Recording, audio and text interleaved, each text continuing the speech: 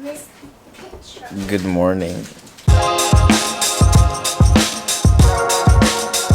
Did you have fun on your birthday? I did have fun on my birthday. What did we do? Went to Monster Jam.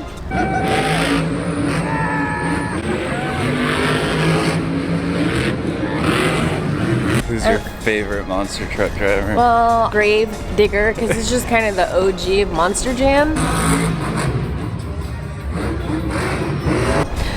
But I gotta say, MM Dalmatian was pretty sick. Oh yeah. Oh, what's her name? She's a babe. I forget her name, but a girl won freestyle, and that's really cool. I really want to get Stella into Monster Jam, and then we can decorate her monster truck like a big old unicorn, which would be really cool. She's French. Who's French? The Dalmatian chick. I was like, our daughter's not French. No.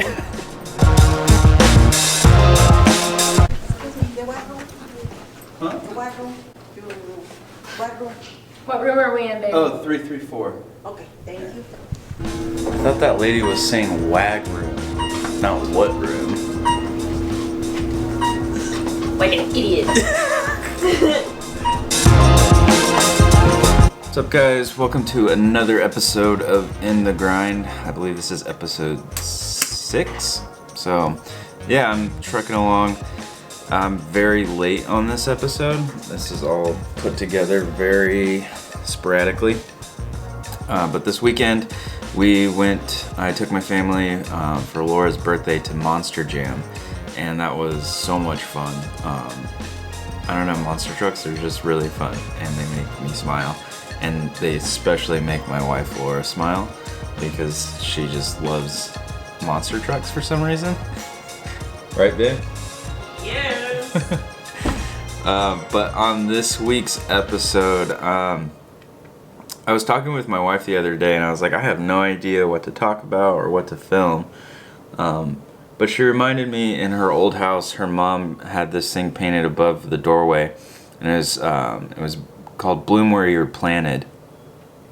And like, based off of, my last week's episode, I talk about taking like risk in your failures and just kind of going forward and, just doing it. And I still believe that in a sense, but you have calculated risk, obviously.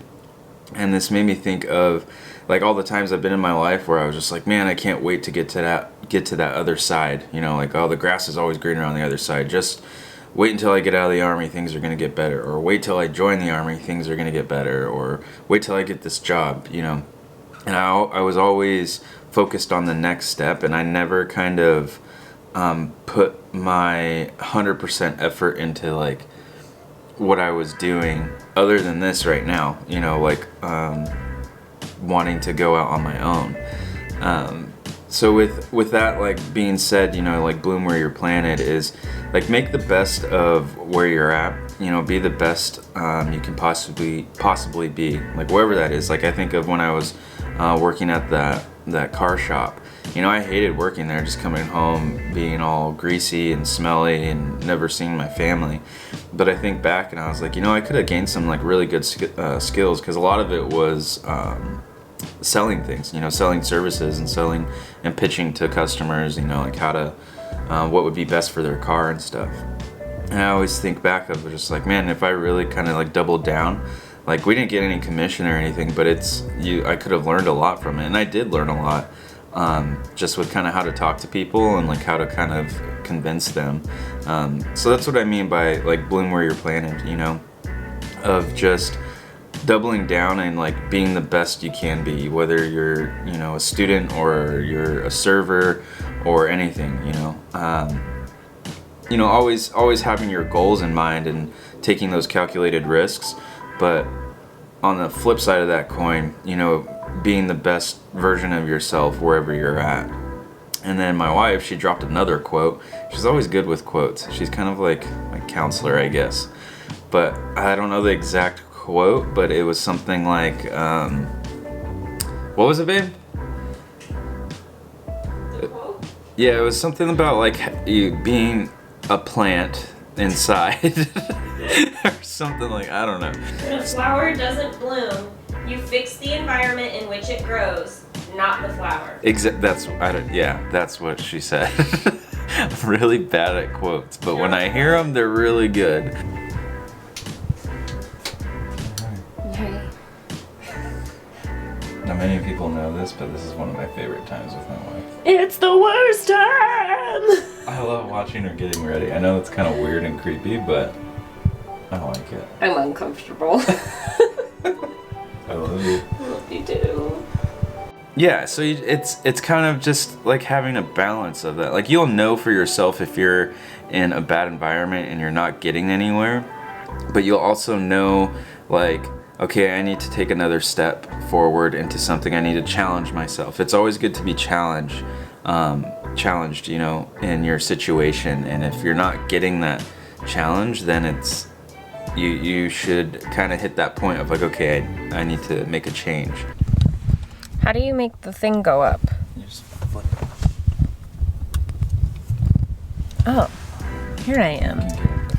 I realized that I'm wearing the same shirt that I wore the last time I was on video, and that's kind of all I can think about now. What an egregious mistake I've made. Oh. Hello. Hello, good morning. Good morning. May I know the room number and last name? 10334. Ay. Sorry. 10334. Just one. Thank you. All right, thank you. Have a good day. But Jason was talking about blooming where you're planted. My mom had that sign above our archway that led into the kitchen for a long time.